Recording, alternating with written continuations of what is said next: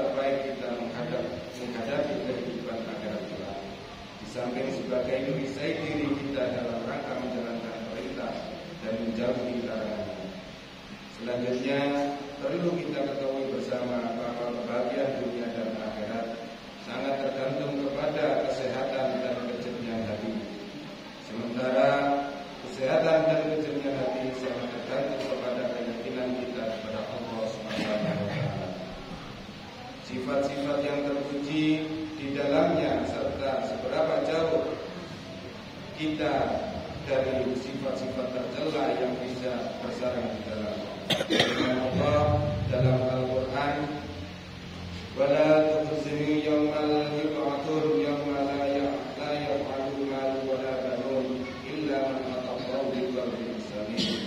Janganlah engkau hinakan aku pada hari mereka dibangkitkan, yaitu pada hari ketika tidak ada lagi guna harta dan anak-anak kecuali orang-orang yang menghadap Allah dengan hati yang bersih.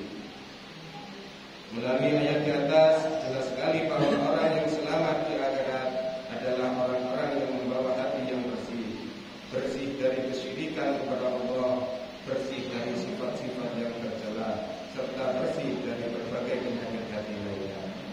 Hati yang bersih juga merupakan sarana untuk meraih ketenangan dan kelapangan hati. Maka dalam kunci-kunci untuk meraih ketenangan hati ini sangat penting bagi kita dan para jamaah sekalian. Masih banyak saudara kita yang hidup serba berkecukupan, bahkan berkelimpahan harta, namun hatinya tidak tenang, hatinya sempit dan tidak lapang. Menurut para ulama, setidaknya ada 5 kunci meraih ketenangan dan kelapangan hati. Di antaranya, kunci ketenangan dan kelapangan hati adalah taat kepada Allah dan Rasul. Sebagaimana kita ketahui, taat kepada Allah dan Rasul merupakan salah satu sifat orang yang beriman dan bertakwa kepada Allah. Sementara yang beriman dan bertakwa sangatlah dicintai oleh Allah.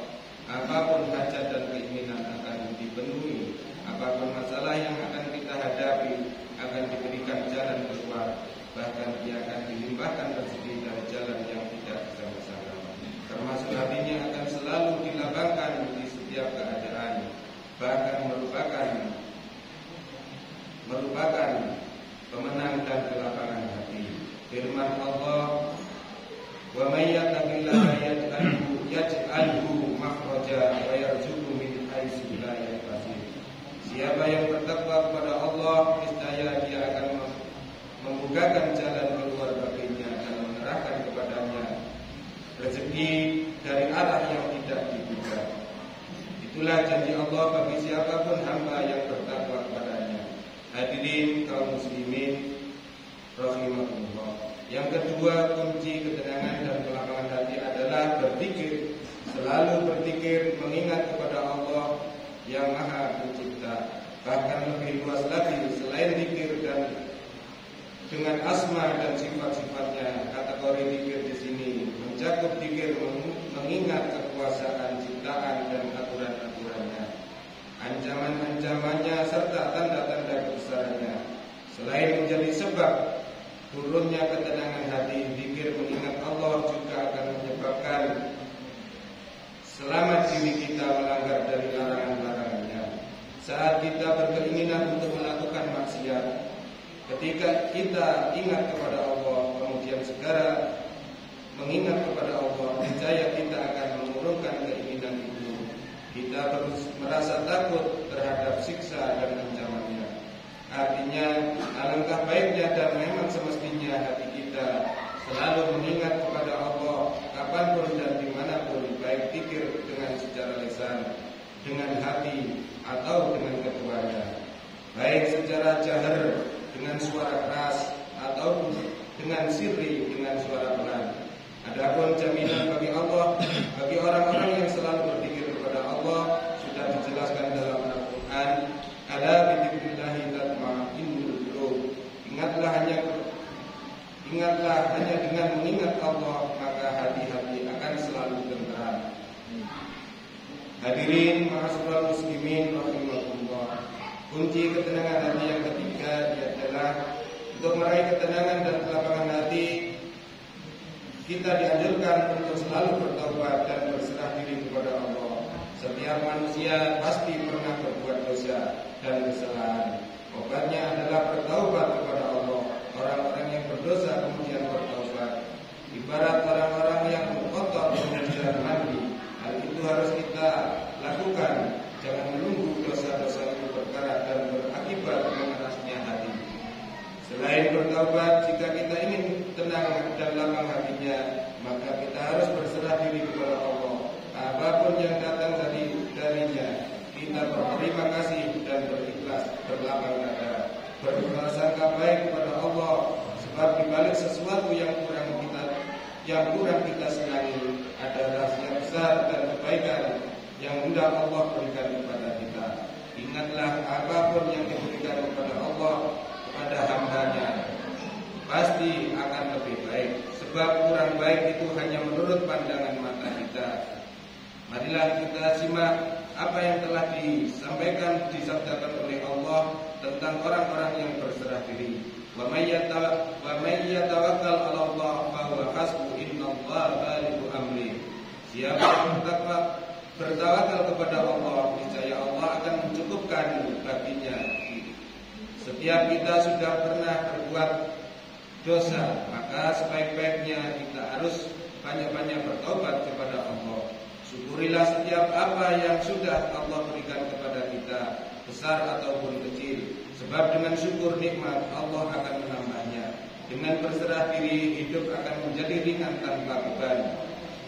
Ibnu Athaillah pernah berpesan, janganlah pernah memikirkan sesuatu yang sudah dijaminkan oleh Allah, sebab itu bukan urusan hamba. Dipikirkan pun hanya akan membuat beban. Hamba hanya berusaha dan berdoa, hasilnya terserah Allah. Jika kita sudah berkeyakinan demikian, niscaya hati kita akan tenang dan lapang. Sidang Jum'ah rahimahullah. Kunci yang keempat adalah memperdalam ilmu Allah. Tak bisa disangkal sempitnya hati kita akibat kekurangnya ilmu dalam hati kita. Maka salah satu kunci penting meraih ketenangan hati adalah mendalami ilmu-ilmu yang telah diturunkan oleh Allah. Sebab dengan hati kita akan tenang dan terang dari kegelapan dan kebodohan. Karena itu, marilah selagi masih ada waktu kita tuntut ilmu sebanyak-banyaknya, memperdalam ilmu-ilmu yang telah diturunkan oleh Allah. Niscaya hati kita akan lapang dan tenang. Ingatlah, ilmu itu cahaya yang selalu menerangi pemiliknya, sekaligus menuntun kita ke jalan keselamatan. Jamaah Jum'ah rahimahullah. Yang terakhir, ketenangan hati adalah selalu menolong sesama. Sebagaimana hadis yang sudah disampaikan dalam Khatibah khutbah ini, orang-orang yang selalu menolong kesulitan orang lain, maka akan ditolong oleh Allah. Siapa saja yang membukakan kesulitan sesama muslim, maka Allah akan menghilangkan kesulitannya pada hari kiamat. Bukanlah ketika mendapatkan pertolongan orang lain, hati kita menjadi senang. Maka itu pula yang dialami orang lain saat membutuhkan. Kita berusaha untuk menolongnya. Maka mulai dari sekarang, perbanyaklah membantu orang lain. Niscaya kita akan mendapat pertolongan Allah. Seperti sabda Rasulullah, "Man kana fi hajati akhihi kana Allahu azza wa jalla fi hajati, wa man faraja an musliman qurbatan faraja Allahu azza wa jalla anhu biha qurbatan min qurbi yaumil qiyamah." Siapa saja yang menolong kebutuhan saudaranya, maka Allah akan menolong kebutuhannya. Siapa saja yang membukakan kesulitan sesama muslim, maka Allah akan membukakan satu kesulitan pada hari kiamat nanti. Sebab itu, marilah kita menebarkan kebaikan, sebab kebaikan yang akan kembali kepada kita. Tolonglah orang lain, niscaya kita akan mendapat pertolongan Allah. Bukakanlah kesulitan orang lain, niscaya kesulitan kita pada hari kiamat akan dibukakan oleh Allah. Semoga kita termasuk orang-orang yang senantiasa mendapatkan pertolongan dari Allah Subhanahu wa taala, dan kita bisa diselamatkan di dunia ini dan akhirat nanti. Amin. أجمعين آمين يا رب العالمين. بارك الله لي ولكم في القرآن العظيم ونفعني وإياكم بما فيه من الذكر الحكيم وتقبل الله مني ومنكم تلاوته إنه هو السميع العليم. أقول قولي هذا واستغفر الله العظيم لي ولكم ولسائر المسلمين والمسلمات فاستغفروه إنه هو الغفور الرحيم.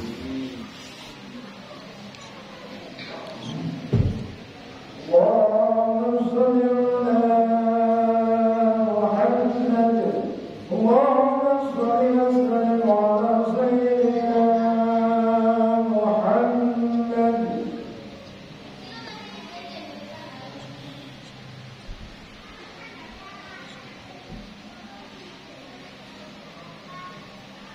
الحمد لله الذي أمرنا بالاتخاذ والاعتصام بحبل الله المتين.